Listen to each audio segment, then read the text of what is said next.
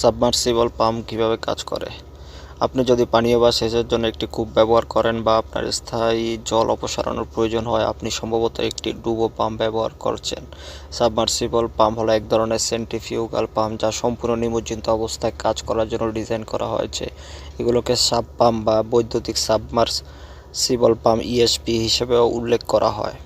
বিভিন্ন অ্যাপ্লিকেশনের জন্য বিভিন্ন ধরনের সাবমার্সিবল পাম্প পাওয়া যায়। পাম্পের ধরন নির্বিশেষে কিছু বৈশিষ্ট্য রয়েছে যা তারা সবাই ভাগ করে নেয়। কাজ করার জন্য সেগুলোকে অবশ্যই পাম্প করার মিডিয়াতে সম্পূর্ণরূপে নিমজ্জিত করতে হবে এবং পাম্পের মোটরটি সম্পূর্ণরূপে সিল করা আবশ্যক। সাবমার্সিবল পাম্পের প্রকারভেদ: ওয়েল ওয়াটার পাম্প হলো কূপ পাম্পের একটি বৈচিত্র্য যা প্রথম 1920-এর দশকের তেল শিল্পে ব্যবহৃত হয়। এগুলো নলাকার আকৃতির হয় যাতে এগুলো সহজে একটি কূপের নিচে নামানো যায় এবং সাধারণত 3 ইঞ্চি থেকে 4 ইঞ্চি ব্যাস হয়। অন্যান্য ধরনের পাম্পের গভীরতা সীমাবদ্ধতার তুলনায় ডুবো কূপের জলের পাম্পগুলি 400 ফুট পর্যন্ত গভীরতা কাজ করতে পারে। দুটি ধরনের পানীয় জলের পাম্প রয়েছে: অগভীর কূপ এবং গভীর কূপ। ডিওয়াটারিং পাম্পগুলি নির্মাণ, খনির এবং স্যাম্প অ্যাপ্লিকেশনগুলোতে স্থায়ী জল অপসারণ করতে ব্যবহৃত হয়। ডিওয়াটারিং পাম্পগুলি হালকা সাসপেন্ডেড সলিড সহ জল বা জলের অন্যান্য ডিজাইন করা হয়েছে। বালি স্লাজ এবং স্লারি পাম্পগুলি হলো ভারী স্লগ পাম্পগুলি বড় স্ট্রিং আঁশযুক্ত বা ঘষিয়া তুলিয়া ফেলিতে সক্ষম কঠিন পদার্থগুলিকে অপসারণের দাবিদার প্রয়োগের জন্য ডিজাইন করা হয়েছে। সলিড হ্যান্ডলিং পাম্পগুলি কাদা, কাঁচ, পয় নিষ্কাশন, সান্দ্র তরল, কাঠের চিপ, বর্জ্য জল এবং অন্যান্য কঠিন পদার্থগুলো পরিচালনা করার জন্য ডিজাইন করা হয়েছে।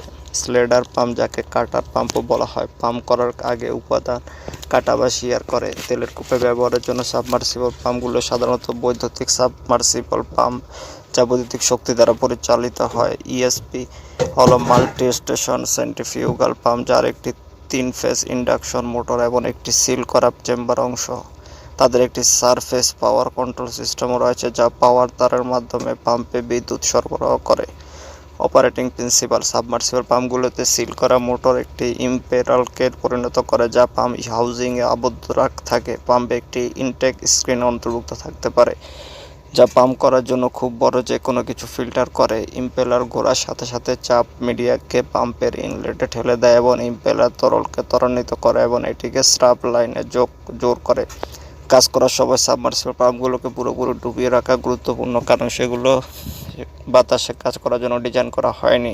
পাম্পটি নিমজ্জিত হওয়ার সাথে সাথে এটি পাম্পের প্রাইমিংয়ের প্রয়োজনীয়তা দূর করে এবং ক্যাভিটেশন প্রতিরোধ করে। সাবমার্সিবল পাম্পগুলোকে জেট পাম্পের সাথে বিভ্রান্ত করা উচিত নয়, যা ভালো প্রয়োগে ব্যবহৃত হয়। জেট পাম্প হলো সেন্ট্রিফিউগাল পাম্প যার স্রাব আউটলেটে একটি ভেঞ্চুরি অগ্রভাগ সংযুক্ত থাকে। তারা বার্ন উইলির নীতির উপর ভিত্তি করে কাজ করে, চাপ কমাতে এবং স্তন্য পান প্রদানের জন্য সংকোচন ব্যবহার করে। পাম্প প্রাইম করার পরে একটি উদ্দেশ্যমূলক তরল একটি স্ট্যান্ডার্ড সেন্ট্রিফিউগাল পাম্পের মাধ্যমে পাম্প করা হয় এবং একটি ইজেক্টরে প্রবেশ করে। ইজেক্টরের অভিসারী অংশের গলায় চাপযুক্ত তরল উচ্চ বেগে নির্গত হয়। এটি গলায় একটি নিম্নচাপ শূন্যতা সৃষ্টি করে এবং লক্ষ্য তরল কূপ বা অন্য উৎস থেকে অগ্রভাগের মধ্যে নিয়ে আসে। 25 ফুট থেকে 400 ফুট গভীরতার কূপের জন্য সাবমার্সিবল পাম্প ব্যবহার করা উচিত।